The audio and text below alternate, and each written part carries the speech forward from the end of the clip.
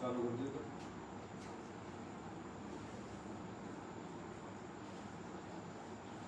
साथियों, आज दिन में भादरा के पूर्व विधायक बलवान जी पूनिया ने एक आरोप लगाया था कि ग्राम पंचायत रासलाना में किसान की जमीन सरकार के द्वारा कुर्क की जा रही है। उस सिलसिले में मैं आपको बताना चाहूंगा,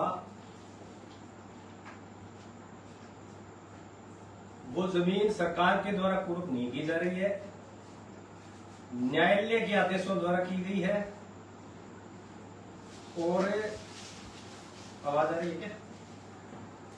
न्यायालय में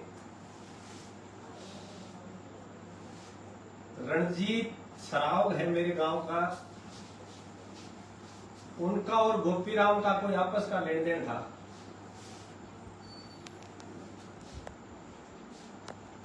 10, 20, 15 साल पहले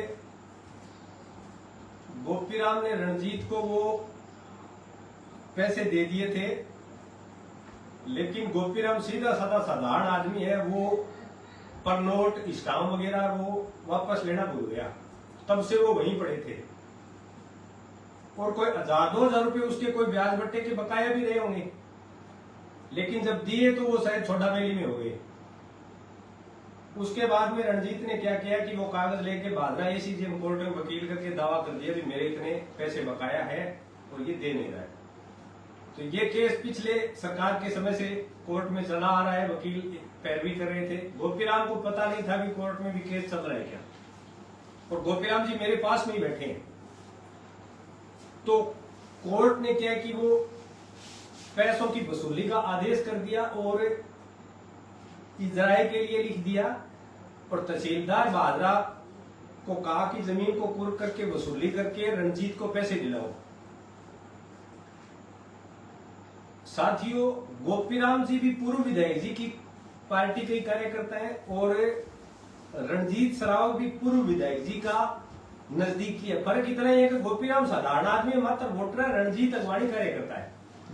और पूर्व विधायक जी लोगों को गुमराह कर रहे हैं। काफी लंबे समय से यह मामला चला आ रहा है, दोनों आप ही के कार्यकर्ता है। आपको इनको बिठा के इनका मामला तो सल्टाया जा सकता था, लेकिन आपकी तो आदत पड़ी है झूठ बोलने की, और झूठ भी बोलो जोर से बोलो। जोर से झूठ बोलने से लोगों को सच लगने लग जाए। तो वो कुर्की का जो आदेश है वो आदेश आप लिए घूम रहे हो, उसमें बैंक का कहीं नहीं लिखा है, सरकार का कहीं नहीं लिखा है, कोई मतलब नहीं है। ये एक साहूकार का और एक जो लेन देन अपने करते हैं वो है, जिस तरीके से अपने आड़ती से आड़त कर लेते हैं उस तरीके का मामला है। इसमें सरकार का कोई लेना देना नहीं है। लेकिन पूर्व विधायक जी को तो सिर्फ राजनीति करने का शौक चढ़ा हुआ है। जब से आ रहे हैं तब से बोखलाए जा रहे हैं, और रसलाना का नाम दिखे तब तो इनको नींद भी नहीं आती। पता नहीं ऐसा क्या है रसलाना में।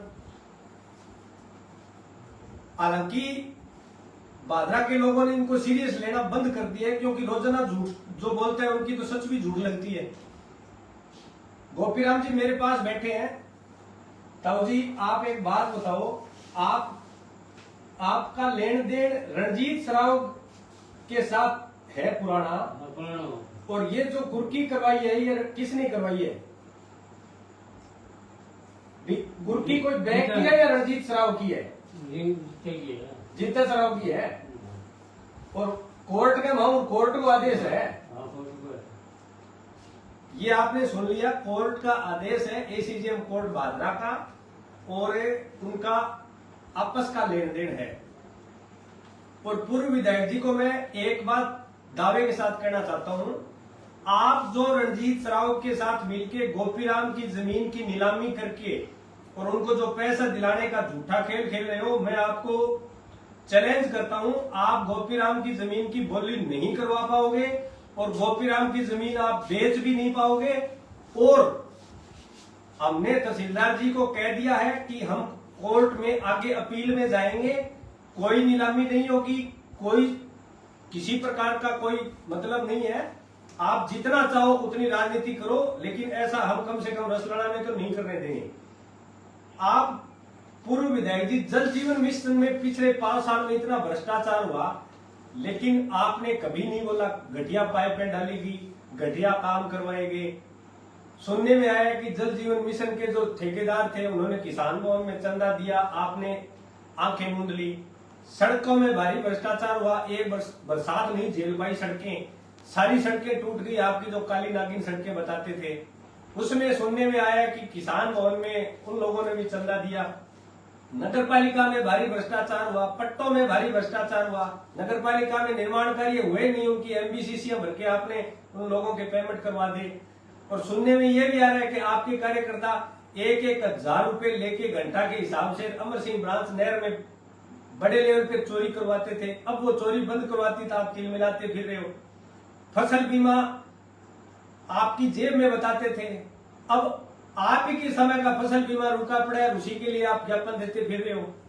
आप क्यों जनता को गुमराह कर रहे हो? सुनने में आ रहा है कि नहरों की सारी आपके कार्यकर्ता लकड़ी बेच के खा गए। डीजल पेट्रोल की नकली फैक्ट्रियां आपके राज की हमारे समय में पकड़ी गई।